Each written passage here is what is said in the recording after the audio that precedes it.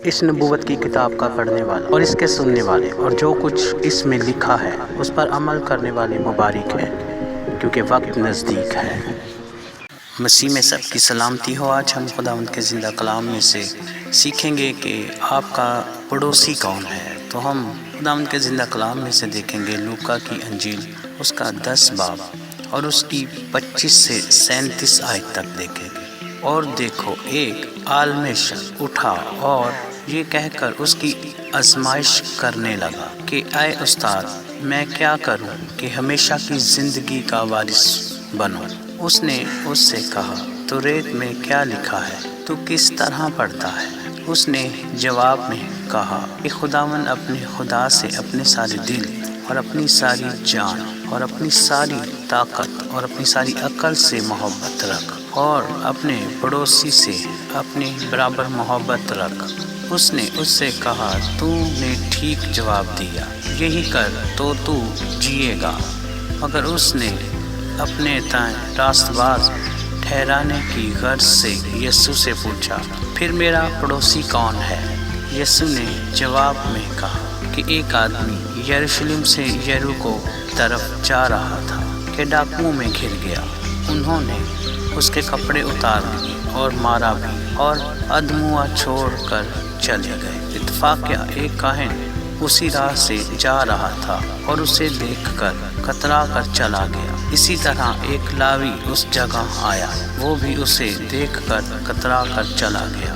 لیکن ایک سامری سفر کرتے کرتے وہاں آ نکلا اور اسے دیکھ کر اس نے ترس کھایا اور اس کے پاس جا کر اس کے زخموں کو تیل اور مے لگا کر باندھا، اور اپنے جانور پر سوار کر کے سرائی میں لے گیا اور اس کی خبر گیری کی۔ دوسرے دن 2 دینار نکال کر بٹیارے کو دیے اور کہا، اس کی خبر گیری کرنا، اور جو کچھ اس سے زیادہ خرچ ہوگا میں پھر آ کر تجھے ادا کر دوں گا۔ ان تینوں میں سے اس شخص کا جو ڈاکوؤں میں گھر گیا تھا تیری دانشت میں کون پڑوسی ٹھہرا؟ اس نے کہا، وہ جس نے اس پر رحم کیا۔ یسوع نے اس سے کہا، جا تو بھی ایسا ہی کر۔ اسی طرح خداوند کے زندہ کلام میں آگے بڑھتے ہوئے غلاطیوں کے نام خط اس کا 5 باب اور اس کی 13 سے 15 آیت میں دیکھیں گے، اے بھائیو، تم آزادی کے لیے بلائے تو گئے ہو، مگر ایسا نہ ہو کہ وہ آزادی جسمانی باتوں کا موقع بنے، بلکہ محبت کی راہ سے ایک دوسرے کی خدمت کرو، کیونکہ ساری شریعت پر ایک ہی بات سے پورا عمل ہو جاتا ہے، یعنی اس سے کہ تو اپنے پڑوسی سے اپنی مانند محبت رکھ۔ لیکن اگر تم ایک دوسرے کو کاٹتے اور پھاڑ کھاتے ہو تو خبردار رہنا کہ ایک دوسرے کا ستیہ ناش نہ کر دو۔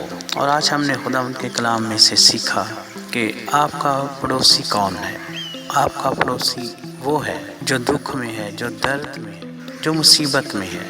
جب آپ اسے دیکھیں تو اس کو ایسے نہ چھوڑ دیں جیسا کہ اس سامری نے اس آدمی کی مدد کی۔ اسی طرح ہمیں بھی ایک دوسرے کی مدد کرنا ضرور ہے، اور یہ ضروری نہیں کہ جو آپ کے ساتھ رہتا ہے وہ آپ کا پڑوسی ہے۔ دنیا میں ہر وہ آپ کا پڑوسی ہے جو مصیبت میں ہے، جو پریشانی میں ہے۔ تو ہمیں عمل کرنے کی ضرورت ہے اور اپنے پڑوسیوں کو پہچاننے کی ضرورت ہے کہ جو دنیا بھر میں مصیبت اور پریشانی میں ہے وہی آپ کے پڑوسی ہیں۔ اور یسوع مسیح نے بھی ہمیں یہی سکھایا۔ آج کے خداوند کے زندہ کلام کے پڑھے سنے جانے پر خداوند کی برکت ہو۔ جے مسیح۔